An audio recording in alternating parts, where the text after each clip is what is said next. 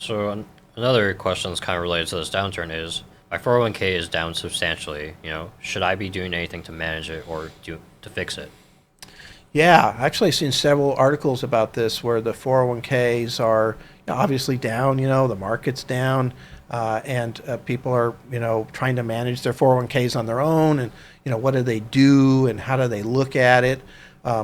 So number one, in my opinion, would be just the fact that, and this is something I always try to remind clients of, the one thing about a 401k or a 403b or a 457 plan or all these plans that are kind of attached to employment, you are putting money into those most likely every paycheck, for most plans.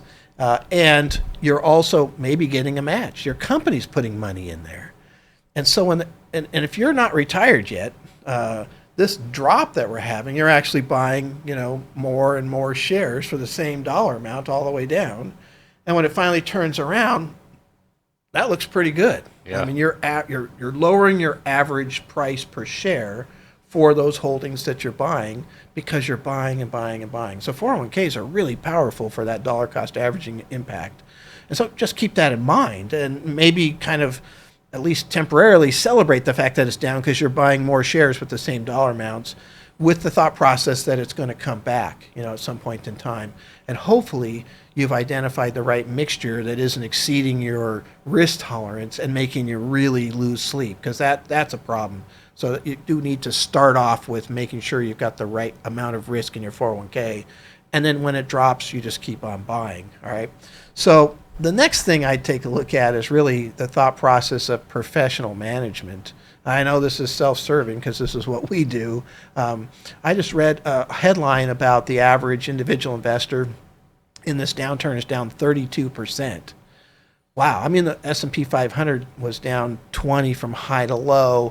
And so the average individual investor is doing worse. And there's lots of reasons for that. Mostly that people just go running off into things that are working really well, and then they kind of fall in love with them, and then they don't make adjustments, or they don't even look sometimes enough. If you don't pay attention, sometimes that can be things can decay. You got the wrong things in your portfolio, whatever. So you can hire a professional, like us to manage your 401k. And then, we have that experience of doing this every single day for the last 30 some odd years.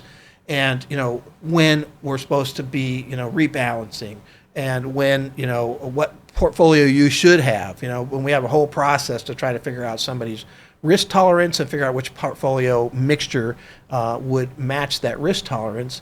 And so we would start off, in most cases, working within the list of companies or investments that somebody has inside their 401k, for example.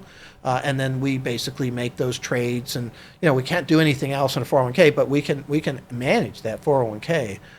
We charge a fee, but that's, theoretically, if things go the right direction, we pay for ourselves, right? Because we're able to maybe manage the money better than the individual. The other thing that's really, really fascinating right now is that a lot of these 401ks have that ability to use what's called a self-directed 401k. And so you would move it out of the traditional 401k list of holdings out into kind of a brokerage account. Sometimes they call it a brokerage window, brokerage link. They have a lot of different names for it. But what it really means is that then you can buy anything, all right? Which honestly could be worse for the average investor because they go off and buy, all these things that are getting crushed to down 80% from their highs back in 2020 or whatever.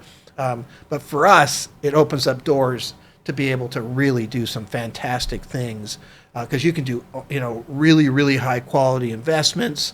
You can do rebalancing inside of that. We can buy Vanguard and iShares, and so we can mix different companies that you don't often see.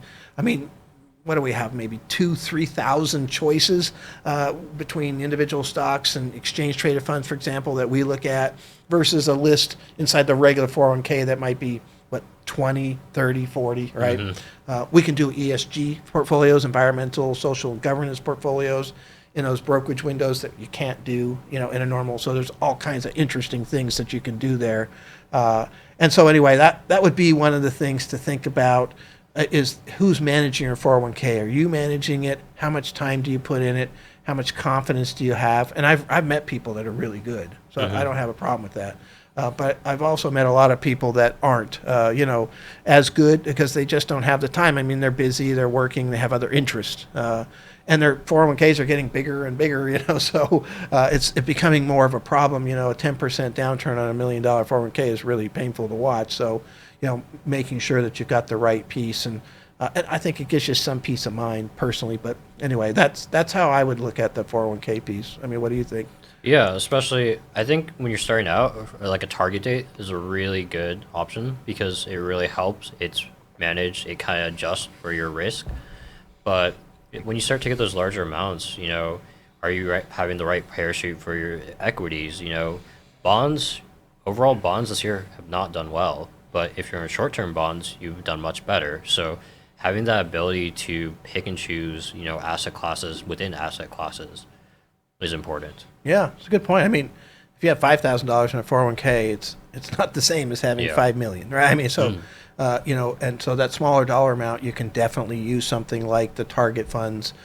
I don't know that I would do that for the 5 million as much personally, because for example, there's a ton of international exposure right now in those, and that's not doing very well. And so there's some things that I might change, if I had a choice. But that's a good point. Size of the portfolio and size of the 401k or retirement plan does make a difference.